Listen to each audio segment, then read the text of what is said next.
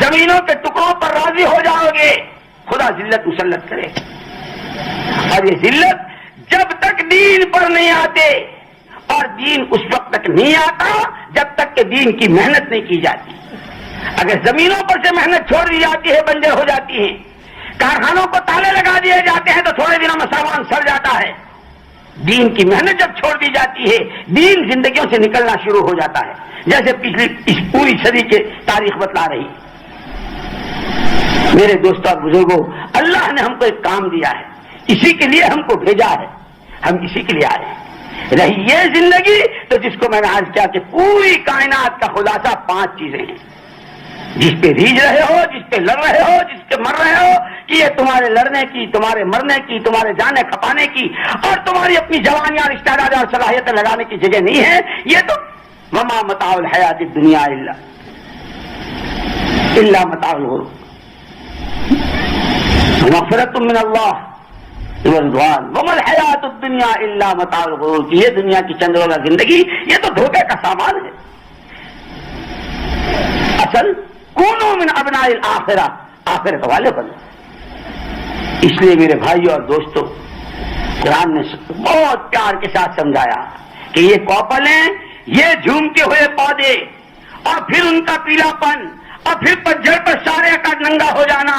انسانوں جتنے چاہو اچھل لو، اور جتنے چاہو کود لو، اور جتنے چاہے بغلے بجا لو، اور جتنے چاہے ٹھاٹ مار لو، مرنا ہے، مرنا ہے، ایک دن مرنا ہے. اور مرتے ہی ہر ایک کے ساتھ اب سکرات ہی سے اس کی راہیں الگ ہو جائیں گی.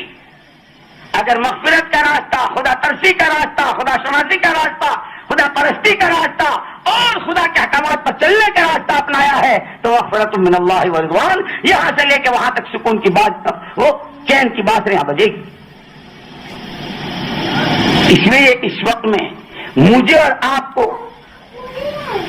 فیصلہ یہ کرنا ہے. آج تک ہم نے اپنی تھوڑی سی عمر کو جو صرف اپنی منمانی اور جی چاہی پر لگائی ہے، اور کھیل تماشے فیشن اور فخر و غرور کے نعروں میں لگائی ہے، آخرت سے آنکھیں بند کر کے گزاری ہے، آج تک کی غلطی پر اور گناہوں پر خدا سے ندامت کے آنسو بہانے ہیں. اور آئندہ اپنی ذاتی زندگی کو 100% دین پر لے کر چلتے ہوئے جس دعوت کی محنت کے لیے ہمیں اللہ نے دنیا میں بھیجا ہے اور زندگی کا مقصد ہمارا بتلایا ہے، قل هذه سبیلی ادعو الی اللہ علی بصیرۃ انا ومن اتبعنی. حضور سے فرما رہے ہیں آپ تعالیٰ شانو، ڈنکے کی چوٹ اعلان کر دیجئے کہ یہ میرا راستہ ہے اور ہر میرے ماننے والے کا راستہ ہے. کون سا؟ اللہ کی بھولی بھٹکی مخلوق کو اللہ سے وابستہ کرنے کی آواز لگانا، یہ میرا اور میرے ہر ماننے والے کا کام. اس لیے میرے دوستو، اپنی ذاتی زندگیوں میں دین لانا ہے. دین لانے کے لیے دین سیکھنا پڑے گا. سیکھنے کی شکل حضور کے زمانے میں وہ مسجد کی شکل تھی کہ جو آتا تھا اپنا دین سیکھتا تھا، اس پر عمل کرتا تھا. اللہ نے اب بھی یہ شکلیں رکھی ہے، اور اللہ جزائے خیر دے ہمارے علماء کو اور مشائخ کو کہ انہوں نے جو شکلیں بنائی، امت بہت بآسانی دین سیکھ سکتی ہے. اس لیے سب سے پہلی چیز ہم میں سے ہر ایک کو اپنی ذات سے 100% دینی زندگی گزارنی ہے تمام شعبوں میں. اور حضور پاک سے ہونے کے ناطے ہمیں حضور کے کام کو اپنا کام بنانا ہے.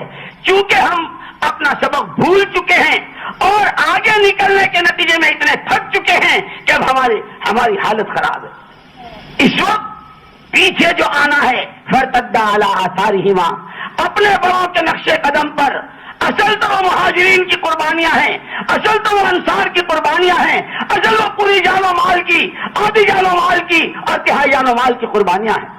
لیکن ہم اتنے پچھڑے ہیں کہ ہمارے بڑے ہماری رعایت میں یوں فرماتے ہیں، ایک مرتبہ آدمی زندگی میں 4 مہینے اصولوں کی پابندی کے ساتھ لگا دے، خدا توفیق دے، پھر اپنے مقام پر ماہانہ 3 دن روزہ، ہفتے کی 2 گشتیں اور یہ مسجد کے 5 اعمال، اور خدا توفیق اور ہمت دے ہر سال کے 4 مہینے اللہ کے راستے میں، اور روزانہ مقام پر 8 گھنٹے مسجد کے اور 16 گھنٹے اپنے کاروبار، گھر بار، بیوی بچے اور اپنی ضرورتوں کی. آنا تو ہمیں یہاں ہے لیکن ہم بہت کمزور ہیں. اس وقت پورے مجمع سے درخواست ہے، پہلے تو وعدہ کرو جب تک دوسرا اعلان نہیں ہوگا انشاءاللہ کوئی بھائی نہیں اٹھے گا. نہیں، بہت 10-5 آدمی بولے ہیں